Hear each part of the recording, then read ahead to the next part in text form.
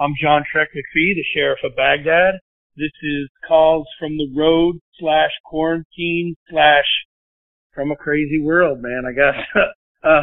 I'm talking to a jump team buddy of mine. I static line jump still. I jump with the Liberty jump team. I'm talking to a jump team buddy, and we are going to talk about D-Day, the Airborne operation. We'll talk about going to the D-Day ceremony, jumping in Europe, which is just incredible to me, right? So, introduce yourself, tell us a little about yourself, and then we'll move on. What do you think? Sure enough. I'm Rich Landry. I'm a member of Liberty Jump Team. I've been a member of the Liberty Jump Team for about 8 years. And what they do is honor the parachute came before us far back in World War II by performing jumps at air shows and obviously jumps at memorial services for battles in Europe and in America. And we jump out of original 47 aircraft, sometimes original aircraft that were used in that battle. And we jump modern parachutes, round parachutes that look, to the crowd, look kind of like parachutes of World War II, but still be large, safe, and steerable. Since some of the jump on are small, especially some of these little air shows that we. Yeah, I'll tell you this is like, some of the pictures we take, like we're loading the plane, everyone's in their World War II paratrooper uniform. When you put that to black and white, I don't think sometimes, like, I'm looking at pictures like, hey man, is this a World War II picture? I'll be like, no, like I know these guys, right? So, yeah. Sometimes when you put the picture to black and white, it honestly looks like World War II stuff. And obviously the parachute is a little different. I'll tell you, for me, like, honestly, joining the Liberty Jump Team was kind of tough for me because I didn't know. I wanted to do the D-Day stuff, and I'll get into that in a minute, but joining the team, you know, I was in Ranger Battalion where I got most of my static line jumps. You know, I was already in the unit when I went to Jump Master, Static Line Jump Master, which I was already a free fall guy and hadn't even done static line lately.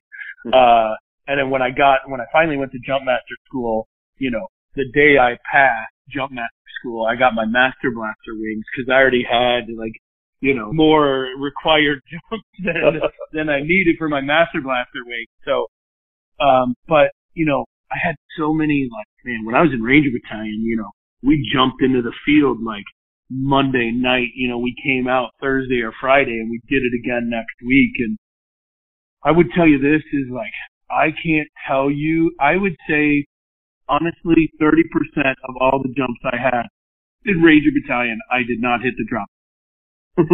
All right. and I would say most of the jumps that we did in Ranger Battalion, like, let's just say one guy's supposed to go out the door every second. Rangers could get 3 guys out the door a second. You know what I mean? Like, oh, indeed. Yeah. You know what I mean? So it'd be like, all right, we got a 20-second drop zone, and everyone's out in the first 3 seconds. You know what I mean? And we're all fighting each other for the ground, right? So, when I joined the jump team, you know, I was a little bit leery of static line jumping. You know, look, man, I'm not a spring chicken anymore. I'm an older guy. I was a little bit leery at first of jumping.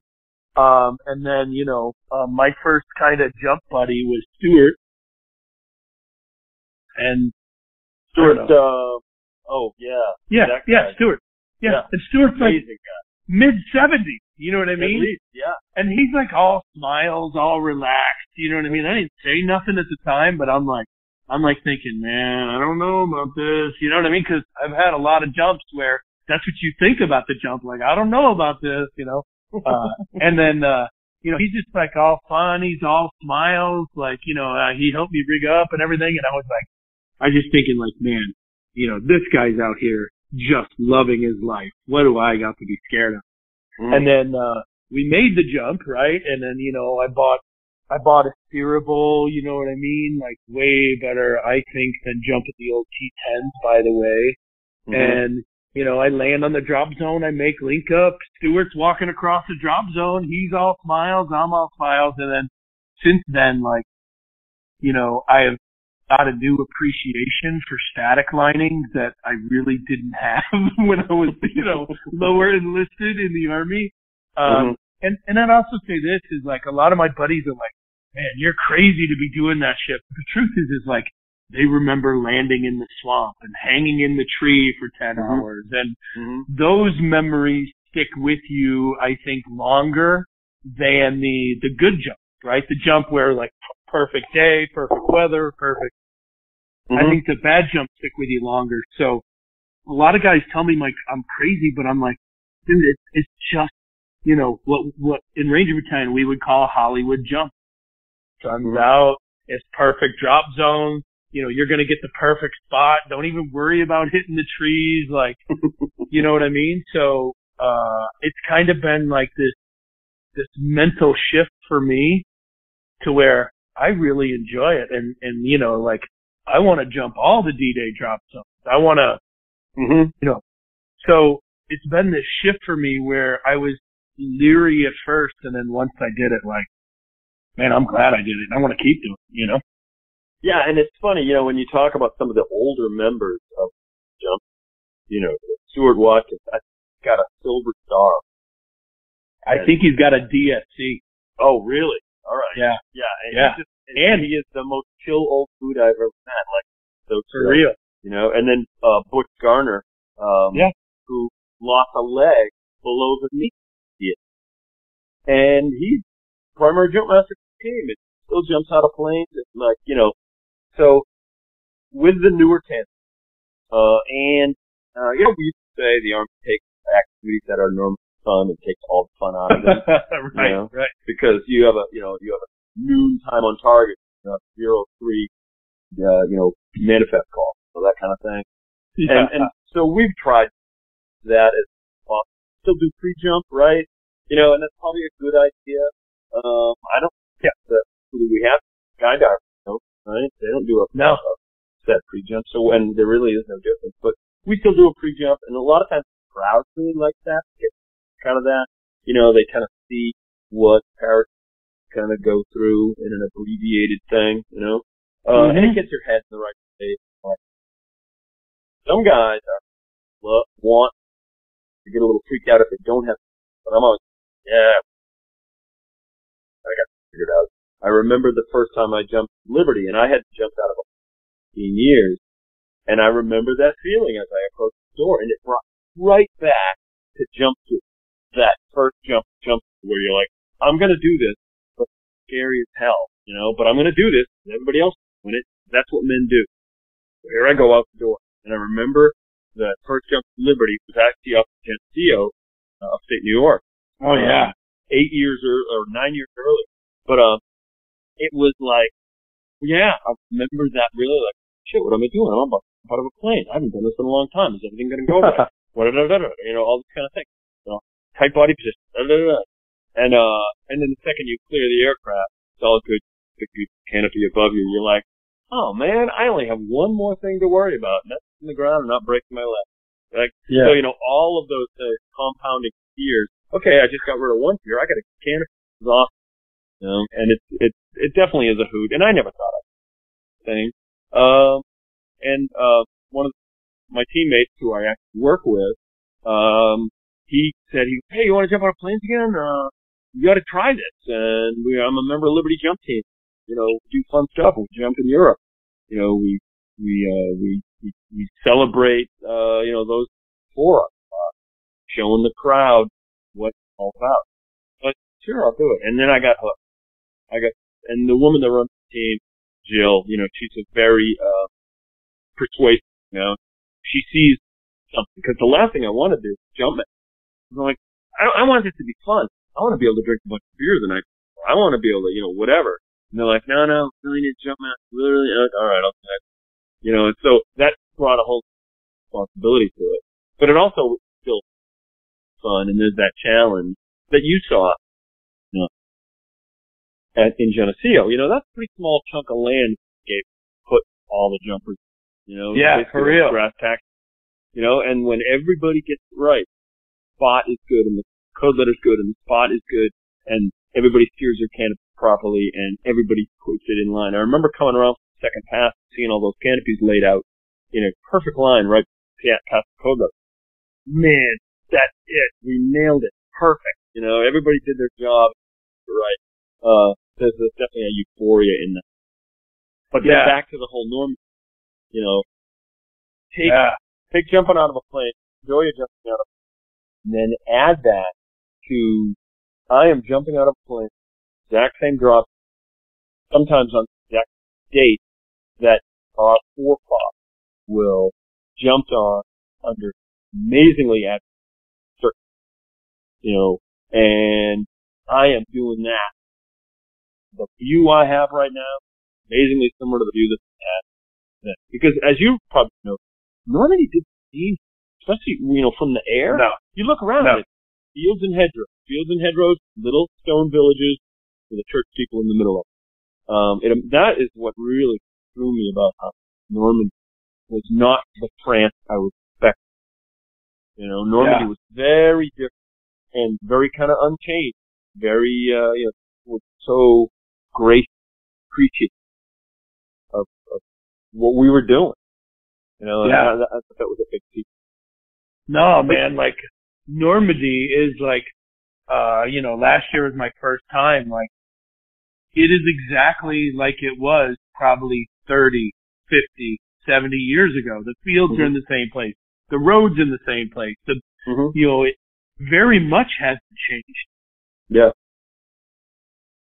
Yeah. Amazing. I tell you, my first jump was it Agonville? What's the one off of Utah Beach? Right on the,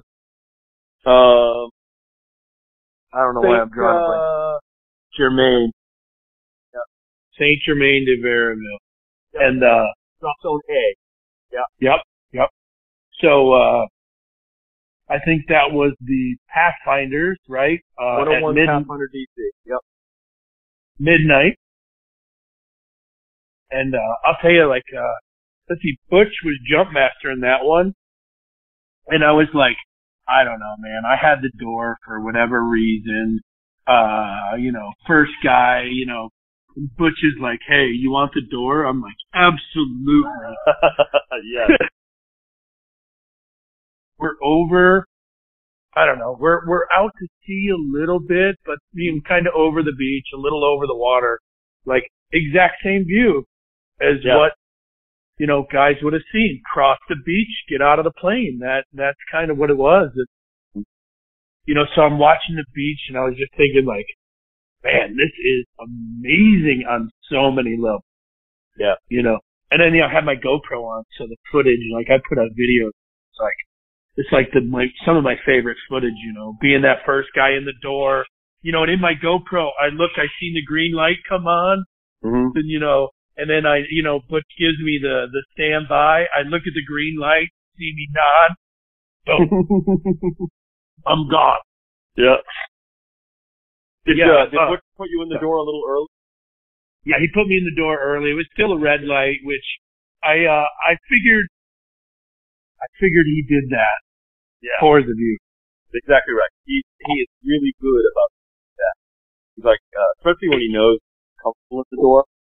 Like, I'm going to put you in the door a little early because I want you to enjoy this a little more. That's what he is.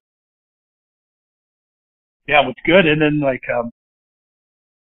with Normandy itself, like, I don't know, man. Like, I live in a little town. My little town has changed a ton over the years. You know what I mean?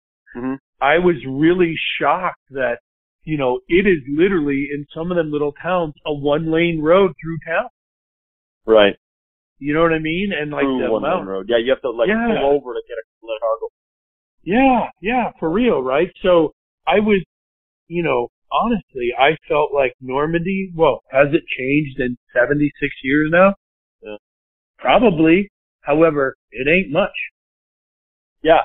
And, those buildings, those beautiful stone buildings, and all those kind of those centers, those are in 1944 were already Yeah, yeah. really just amazing. And ultimately what listeners kind of understand, if they ever want to go there, see that, first of all, kind of have, if you're a student of American military history, you have to walk the hell of America, of the Lafair cause, the air fight. Never read any of the details of that. It was just amazing. And the sacrifice, counterattack. I think the Lafayette Causeway fight, so there were about 500 cats because they lost it once, gained it back, counterattack, and it was big. It was an 80-second fight. That's what their job was. But to walk that ground, walk across the top, remember that. And I didn't get feeling when there was a million, right? When the ceremonies were going on, the French were making their speeches, the Americans were making their speeches, and that was all good, very good. But it doesn't give you that sensation of that kind of lonesome studying kind of dude. A buddy of mine used to be on the jump team. Doesn't jump anymore. I ran into him in Normandy. Said, "I am so glad I'm here, not jump, because I actually get around and enjoy stuff and see all. Because I've already done the jump part. Now I'm really going to get up to the hinterland and into these fields where these little memorials are, or basically where there are no memorials, where I did homework, studied the map well, and I determined, well, this is the spot where I elation fight, between whatever element my second or the first. That was the real joy. So there's this balance that we have to have, when we kind of study history. But we as jumpers are trying to kind of get a little piece of what those guys did 75 years ago. But in some ways, you also have to do your homework, studying, and just kind of walk the ground when nobody else is there. I think you get a lot out of it all. Man, I'll tell you, that's exactly why I was really looking forward to this year. It's because I figured, last year there were so many millions of people and macaroon and Trump, and they're closing down highways, and then the air, we're getting ready to jump, and like Air Force One lands and shuts down the jump. And, I was really looking forward to this year because I figured, man, all these places, if let's just say there was 3 million people last year because it's the 75th, I figured there wouldn't even be 1 million this year, which would open everything up so I could enjoy it. Cause like, I gotta be honest with you, I don't like crowds. I don't like when the shit's packed. Like, you know what I mean? I want to make the jumps. I want to be there. I don't mind the crowds for that, but like, you're right. When I was at some of these little places, like, there's so many people, you can't, right? You just take a moment and breathe it in. Yeah, right. And as you know, there are so many of them. And that was the thing that I ran out of time so quick. Said to myself, the next time I come back, this is what I'm going to see. This is what I'm going to focus on. And you've been all over the world, and probably happens everywhere you've been. Tourists, right? You go, oh man, the next time I come back, like the first time I was just a reconnaissance, really all it is. Yeah, yeah. And then you learn, like, oh, now I know how to drive. Now I know I'm comfortable driving on the road in France without, I think the most afraid I've ever been driving an American SUV back roads to Kuwait. through downtown like Kuwait City, because those people are crazy. And I was like, oh, what? And I'm like, wait a minute, people are chill, and the car runs fine, and I can buy gasoline. Like all those kind of real simple things that you think about. So getting around when there's much less there, or even maybe weeks after the event, something like that, might be so much more effective. Yeah, and you need to do both. I totally agree. Yeah. Oh, I definitely think you need to do both. I think you need to experience all of it. And I'll tell you this is like, if man, if you don't, so I learned this is, the more you know going into a place, right, the more you can appreciate the history. So what I did was I listened to as many D-Day books as I could. Now, I went with a group of all guys that were in my Ranger company, right? And I was the only one jumping, but a lot of those guys came to there's two distinct paths I think that I ran into is the Ranger lineage through World War II and the paratrooper lineage, and the two weren't the same. And I'll say it, Rangers were just legs back then. Right. Yeah. So there was kind of two different lineage, two different worlds I was like bridging, you know what I mean, as I was there. But before I went, look, I'm always on the road teaching classes. I'm in my truck. I listened to every D-Day book I could find. And I'll tell you, we go to places and I'm like, oh yeah, Grand Camp Maisie, check this out. Like I know, when we would go to these places, I knew a lot about what had happened there. And my buddies are like, dang, how do you know so much about World War II? Like, and I felt like I owed it to the lineage of the place to do my homework, right? So the more you know about these situations and these little places, and I think the more you can actually appreciate it. Now, I'm not saying that, World War II, this is Normandy, Utah Beach, everyone came across the beach. I'm not saying you can't appreciate it like that. But for me, the more I know about a place, like, I'm like, like right here, this actually happened. You know what I mean? Right. Like, powerful stuff, especially to me, especially since I believe history repeats itself. Oh, sure. Unfortunately, because human beings are too prideful to learn from the past, because that's not going to happen again until it happens again, right? Yeah. And that's what history is all about. So I like history and I like these things. And I'll tell you what else was super powerful is like World War II. It's always this broad brush. We came into Europe and we fought the Nazis all the way to Berlin. But hearing the stories from, the survivor from this little town, the little town's history of, the SS came in, what is it, Grande France, burned everyone in a church. That was crazy. That's an amazing story. That was an amazing story. Yeah, but like when you hear the stories at a individual human being level, it's like way more powerful, right? Because all you know is broad brush. Yeah, Nazis are bad, right? And then, especially nowadays, calling someone a Nazi, just because you disagree with them. You know what I mean? Like, right, yeah. To where like, yo, you don't even know what real Nazis were like, so just like don't even use that term. How about that? But yeah, right.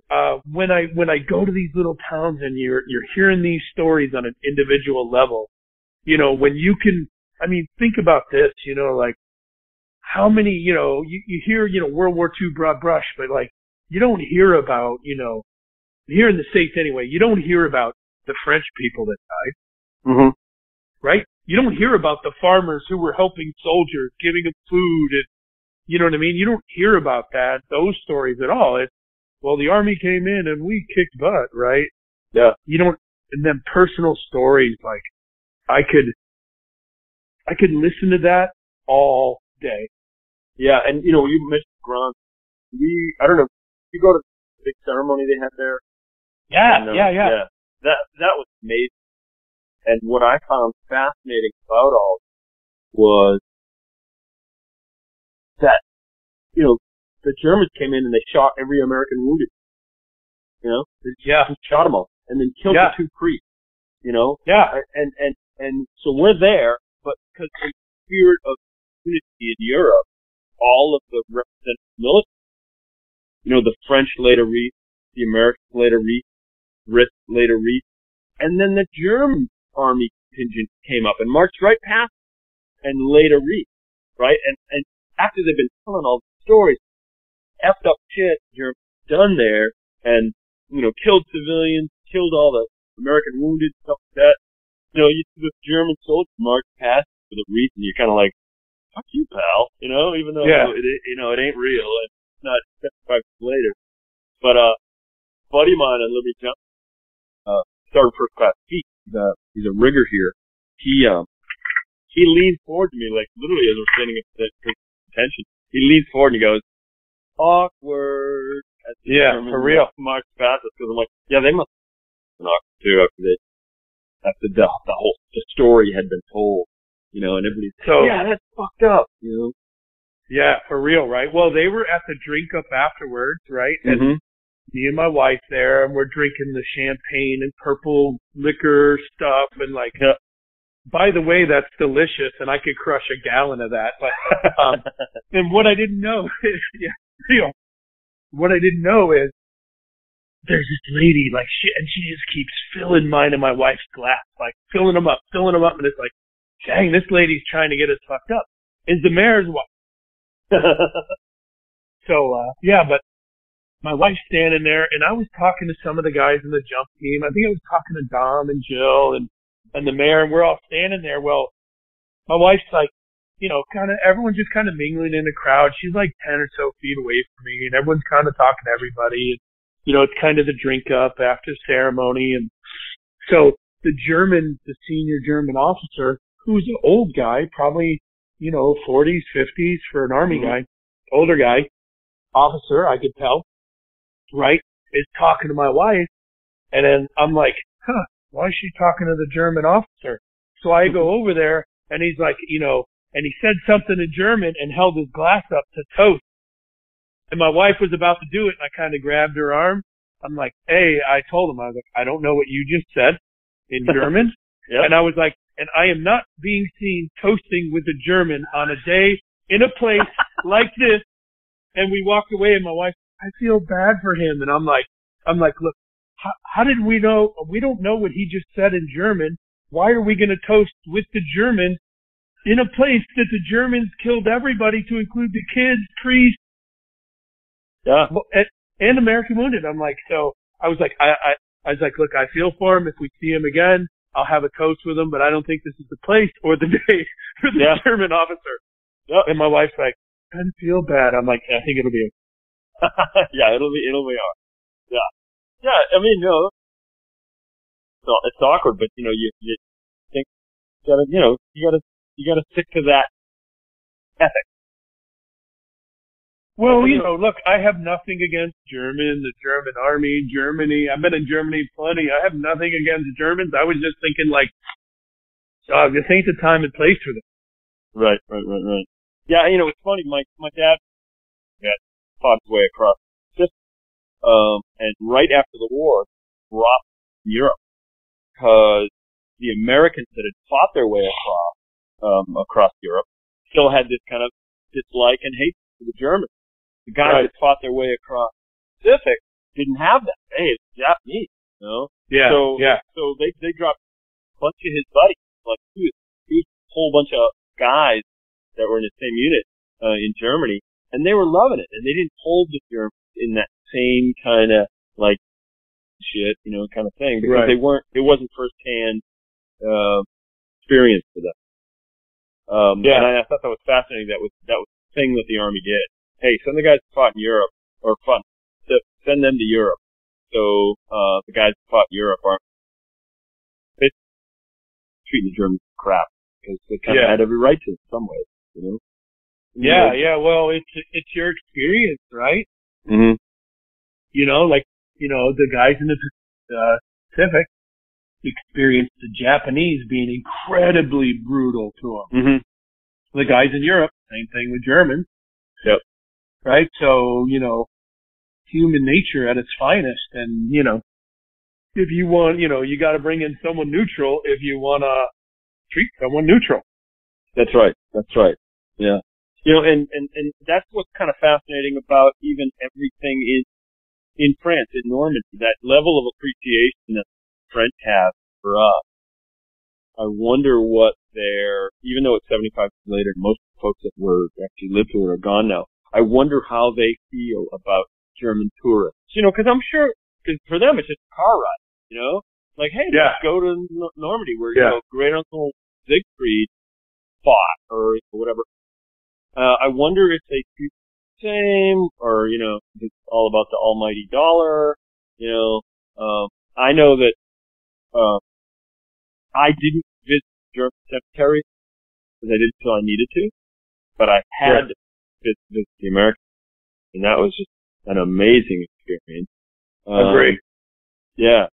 So I wonder how they're treated any different. But I did notice that when we were hanging out at St. Mary Glee's Stop Bar, you know, the Germans would roll in, everybody would drink beer, and everybody seemed fine about it, which kind of surprised me. Yeah, I agree with that, but I would say, I think time heals all wounds, right? Mm-hmm. Having said that, it's healed the French's appreciation for Americans because most of them are gone. And I don't think, like, you know, when I was in Paris and outside of Normandy, I didn't feel like there was a great appreciation for Americans. Mm-hmm. Having said that, right, I think it's the same with Germans, right, is time heals all wounds. You know, they think less about the Germans now, and they think less about us. You know, I think that's just a matter of, you know, time more than anything. Healing. Mm-hmm. Yeah. I wonder if they were riding a wave for the June time frame, 75th anniversary of the D-Day thing, you know, and it would be very different at a time. You know, if you go there in October, what's it going to be like? Obviously less people. Yeah. But is there kind of go away. Great that you were here for June. Yeah. Yeah. But, Yeah. I don't know. But yeah, I don't know. How well care of? Like, I know at Mercer there, the coldest from there, the ground is just perfect. And I think that's funded by Americans. But I think French kind of manage it, you know. So I did appreciate kind of, you wonder what is the American know of, right? You know, how well is that? Things like that. Yeah, I don't know, you know, and I'll be honest with you, you bring up Manila, but think about this, like, you know, Afghanistan, Iraq, you know, the wars and places I was in. You think there's ever gonna be, we're happy to see Americans in Baghdad ceremonies? No. Yeah, you're right? So, you're right. So I think this is the last of the last. Mm-hmm. You know, Normandy, Manila, all these World War II places, it's the last of the last. Is there a American Appreciation Day in Vietnam? How about Korea, right? Like, so I think it was World War II, as terrible as it was. I think it's the last, like, civilized war where people had clear idea who was good, who was bad, and who should be celebrated long term, right? Because, like, the truth is like, you know, modern conflict, what determines good from bad? Yeah. Perspective, right? Like, what?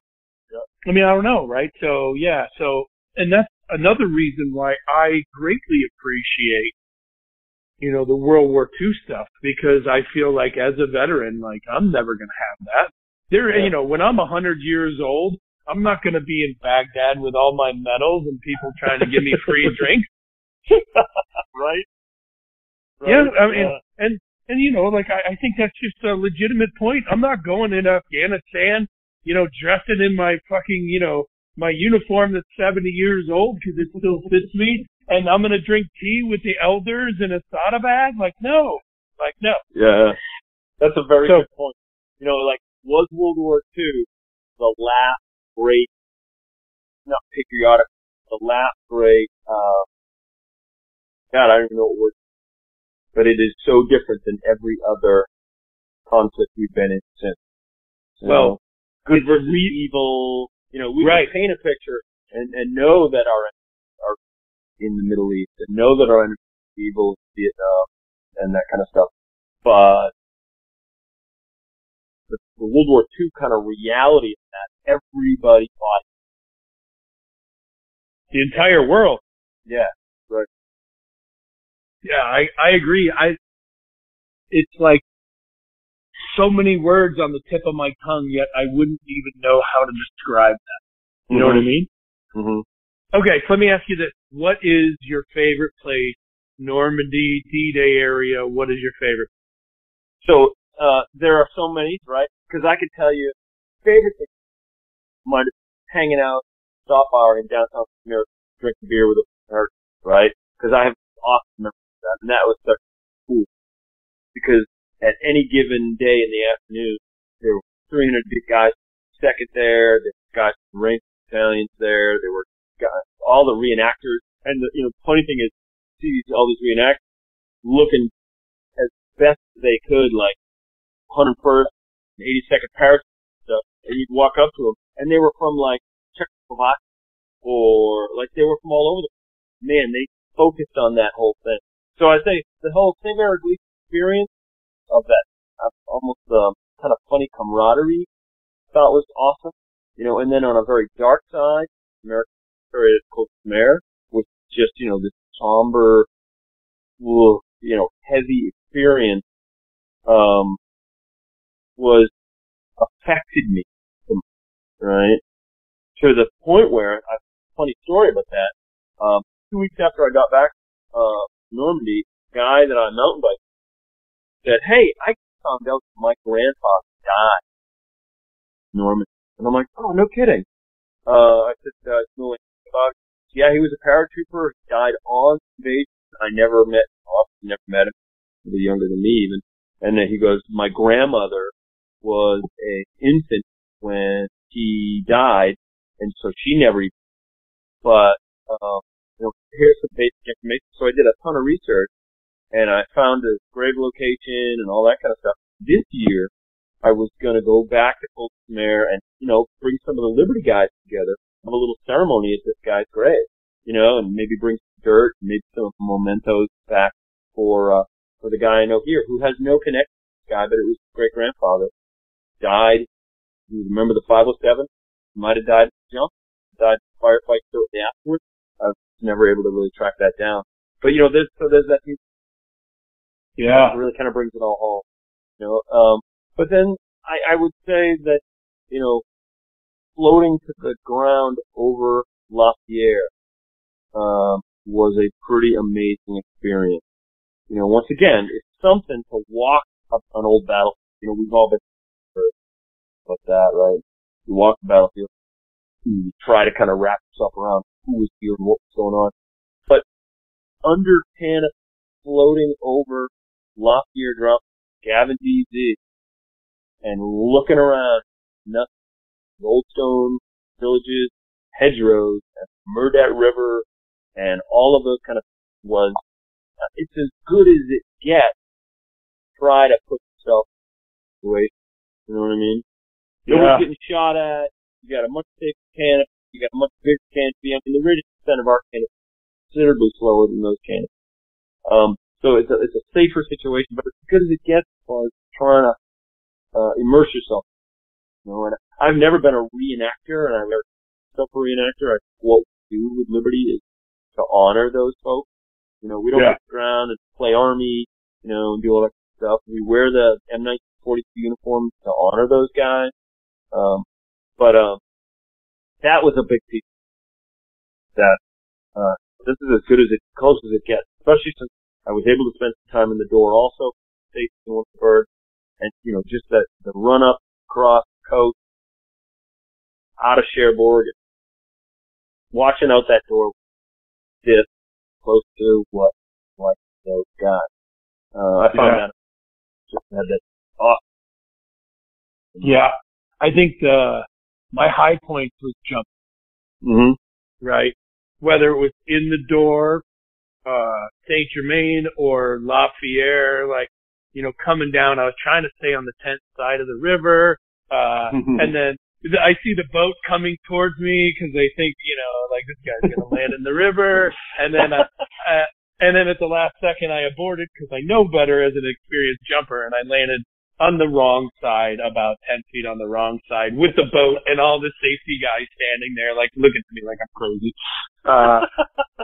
That was a high point for me. And I'd say, the beach, you're here, like, get across the beach. But, we went out there one day at low tide and, like, man, I bet you that goes out at least, 1,000 yards. You know what I mean? Like, fast. I agree. Yeah, like, I was amazed how far out the water goes. So it's like, hey, most beaches, you go to these days, like, you're on vacation, you're at the beach, it's 100 yards wide. Like, man, with equipment, you could pass, 100 yards in like 6 seconds or something. I don't know. And then, then you go out there at low tide and you're like, whoa, the beach is like 1,000 to 2,000 yards from the water, which you're getting out in knee-deep water. So you might have had to cross 3,000 yards to get somewhere safe the first time. A complete open terrain. Completely flat. Did you ever read the book, Load and Really? No. S.L.A. Mark wrote that too, and basically what they were looking at, and this comes under the whole soldier load thing, that is my world. The S.L.A. Marshall did a study of what soldiers carried in World War II and World War I, Civil War, and they looked at like weight, and they basically determined that the weight of the soldiers' equipment had never changed from as far back as the Romans. The weight of a spear and a shield and a helmet and all that kind of stuff. Very similar to the basic combat load of a guy crossing at home. And what they found was, probably experienced the same kind of thing in what you've done. You can train, carry 100 pounds, tornado speed, and then as soon as you're placed in an extremely high stress situation, the adrenaline process, and you are just exhausted. They talk about guys floundering on, even though they're very fit, very young, very capable, it was the kind of the stress that was doing a number on them. And so, well, it's I would say this, my experience, if you're not used to the adrenaline dump, what do you do? What do you do after the adrenaline dump? Got it. You crash. You know what I mean? And the truth is where I work, we always try to stay calm because, you don't want to use all the adrenaline right now and then crash later. You always got to have your wits about. So, man, yeah, I mean, well, look, I say this all the time is, we took 18-year-old kids and made them men in minutes. Yeah. Right. We stole their youth. We took their innocence. We showed them humanity at their worst. And to think of those sacrifices, narrative sacrifices, well, guys, this young 18-year-old kid from 29th Street, Bedford, Virginia, and his company was decimated the first minute of the, at Bloody Omaha. His entire company was just, and they were in guard.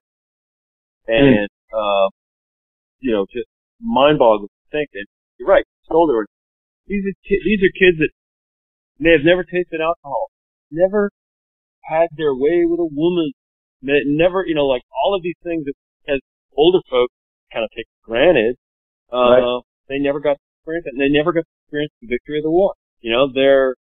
They died and never saw it. There's the tragedy of casualties at war, but it's an accepted thing that we have. But price of freedom. Roger that. But why do we look at D-Day being and this so heavily studied? So we have this amazing just mounds and mounds of data information about. It was because it was the biggest thing of the European war, because we sat in Europe for years almost, training. It's a big moment.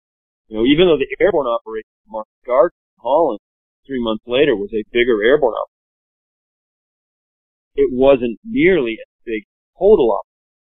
And they talk about number of ships and planes needed for the D-Day invasion. Like, it was crazy. I did a basic numbering, and things like there were 15,000 American, 7,000 British airborne troops jumped in, right? Actually, a little more. There were 7,000 naval used in the beachland, right? Navy combat ships, landing craft, all of that, artillery craft, merchant vessels, all that, right? You know, and amazing, like, on those beaches, 132,000 Allied troops landed in a matter of 4 days. You know, it's just mind-boggling. It just really is. And then the casualty corps, which are just vast. You know, would we, as a modern military, would we accept those casualty figures? Would we embark on a battle like D-Day today and know that we are going to kill, you know, that 4,000 soldiers not home today, you know, that kind of thing? Just our willingness to accept that human toll was also kind of mind-boggling to our modern. Yeah, I agree. I don't think we'd have the stones to pull that off today. Yeah. I don't think we'd have the political will to pull that off. Right. And luckily, maybe we have the technology we would never have. Hey, amen to that, you know. Yeah. I'd also say this is not only, like, logistically, how many tons of supplies and trucks and tanks and ammunition and food came across those beaches.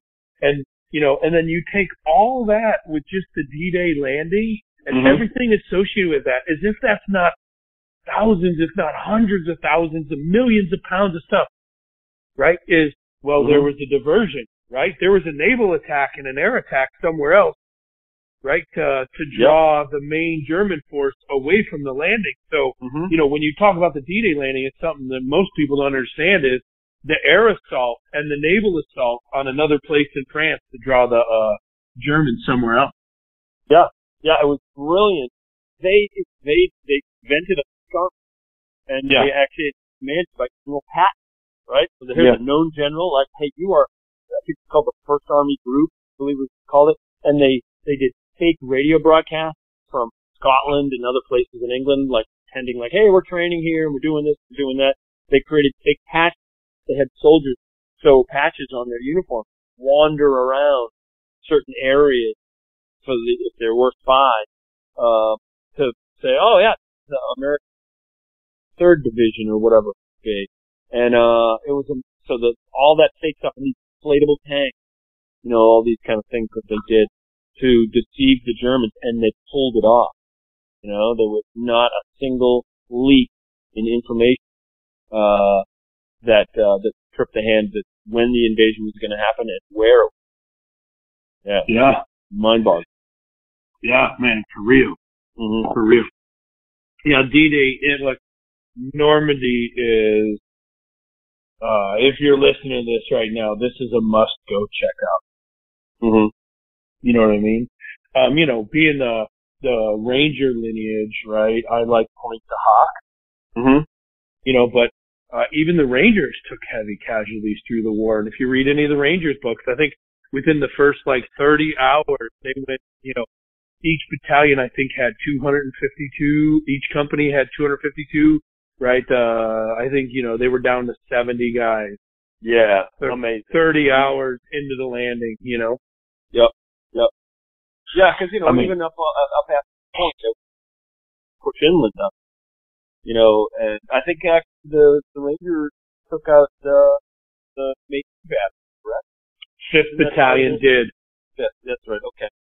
Well, so Point to Hawk, there was no guns on Point to Hawk. They were actually inward a little bit. And, you know, so 2nd Ranger Battalion was given Point to Hawk as the lead of D-Day because, you know, take out the artillery so guys can cross the beach, you know, way less casualties if there's no artillery. Well, what ended up happening is there really kind of wasn't much at Point to Hawk, but 5th Battalion went to that Maisie place, and then throughout history's always said, hey, 2nd Battalion took out the guns. And then that one guy found the Maisie battery intact, which had just been covered up by dirt. And it was like thousands of artillery shells. So the kind of after the fact, 70 years after the fact, they figured out all the artillery was coming from Maisie more than Pointe du Hoc, right? Because they had more guns, there was more shells, like there was, dead Germans still in the bunkers when they found it. So really, yeah. Grand Camp Maisie's where all the artillery for the beaches came from. So, my whole Ranger lineage, it's always been like 2nd Ranger Battalion, it's fucking badass, you know what I mean? Like, fuck 5th, right? And the truth is, like, well, actually 5th kind of did more for D-Day than, right? And so, but Pointe du Hoc, like, very, still the artillery holes in the ground. Some of those holes from artillery shells, from bombs or artillery shells, whatever, from us, from the Germans, some of them holes, you can't even climb to the bottom. Yeah, they were huge. I remember, spent time the day of the ceremony, kind of wandering around going, they hit it hard. And what amazed me was that they hit it hard for ships, right? Prep it before the Rangers took it. But still, German defenders were very intact. Those bunker complexes are huge and extremely deep, And I think the film The Long State did a pretty good job showing that. You know what I mean? Yeah. But really, what a hellacious fight. You fought in pretty rough terrain, and the rough terrain, the worse it is. But that's rough stuff. When all the techniques they developed specifically for that fight and equipment developed for that fight was really kind of fascinating. Completely fascinating. I'd say this is, I've been in tough terrain, but imagine if your enemy had, artillery, machine guns, mortars, and bunkers in that rough terrain. Like, imagine that. As if rough terrain isn't enough. Yeah, right. Yeah, add technology, modern energy. Sure. Yeah, a lot changed. Yeah.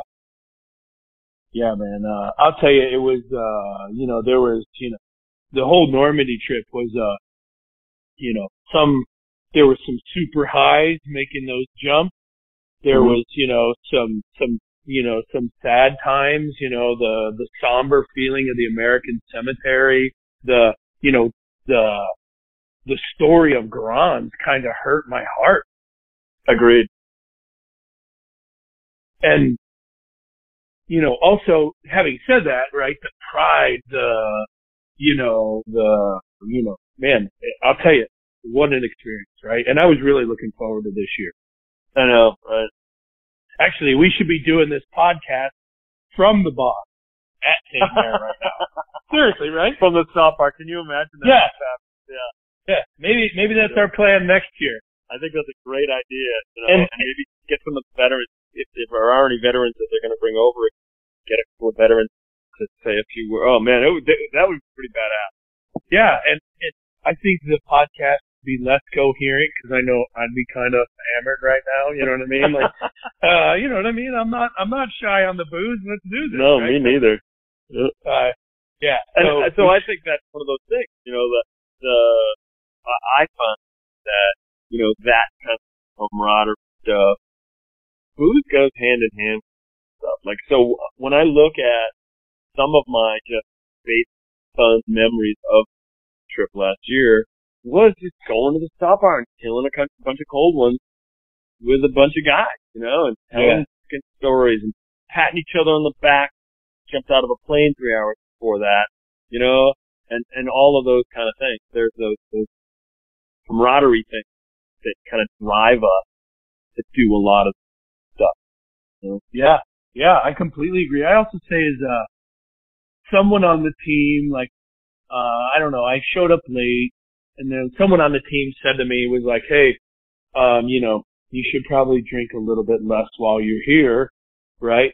And I thought about it for a minute. And I was like, if there was no drinking, there'd be no Airborne.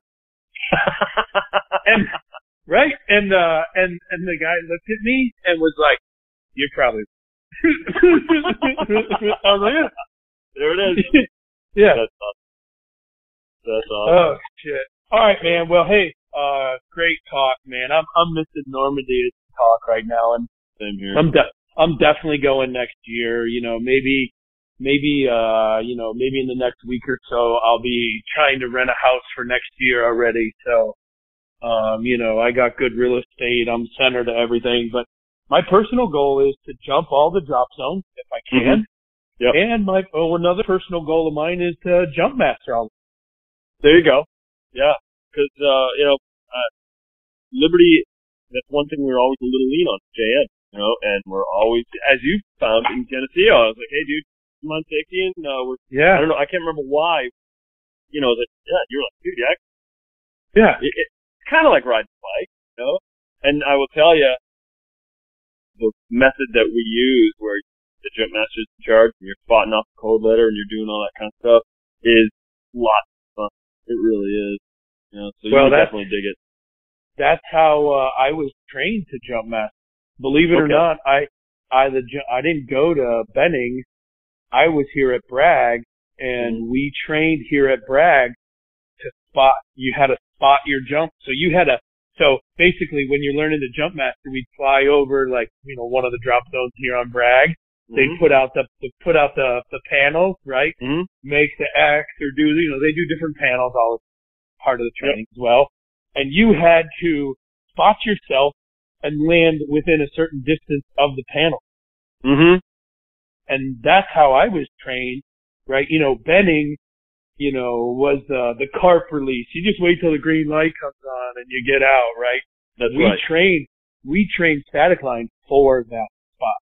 Period. Mm-hmm. End of discussion. So it's like, and then, the reason we did that is, we do the same with freefall. Hey, sure. Jumping off a GPS, well, that's fine, right? And, using a carp for the green light, well, that's fine. Yeah. But as the jump master, I might want to take a look and just make sure. Sure. So, and so that's how I was trained. And I'll tell you, I JM'd, I safetied a bunch in Normandy as well, right? Cause it's just like, Butch is like, hey, do you safety for me? I'm like, sure, man, no problem. Like, yeah. Like being only being on the jump team a couple years, like I know everyone's got their thing. I'm just here for fun, but if you need me to work a little bit, I can do that too. Right. Yeah. And that's the beauty of Liberty. Everybody jumps in, does their part as much as they can, whatever their skill set is. And cause shit just gets done. You know what I mean? Yeah. It's not like we're a bunch of tourists paying fat loot to have Tampa do this. No. Yeah. Yeah, I completely agree, man. Mm. All right, so let's wrap this up. I'm John Shrek McPhee, the sheriff of Baghdad. We've been talking about, D-Day jumping in Normandy. You might want to check out Liberty Jump Team. That's the team we jump with. There's other round canopy teams out there these days. Matter of fact, there is a round canopy jump team now that I say that. We jump with Liberty. There's other ones out there if you want to check them out. And man, thanks for the talk, man. Like, I'll let you close it out. What do you want to say to close this thing out? If anybody is ever in kind of seeing the up close approach to D-Day invasion, you have to go, you have to experience it. It doesn't have to be on the exact date and things like that, but it is so worthwhile. And the big difference between, again, walking that hallowed ground and actually flying over it in an original C-47 aircraft that might have been used on that invasion, jumping out of a plane doing it, is, you just can't compare it. It is an amazing, amazing experience. Especially any of you guys that are old power. Like we were saying earlier, we got plenty of really old power still doing it. So don't ever think that you can't do it. We'll figure out how to make that happen. That's all I got. Man, well said. Well said. All right. Thanks, man. Thanks for the call. All right, Sean.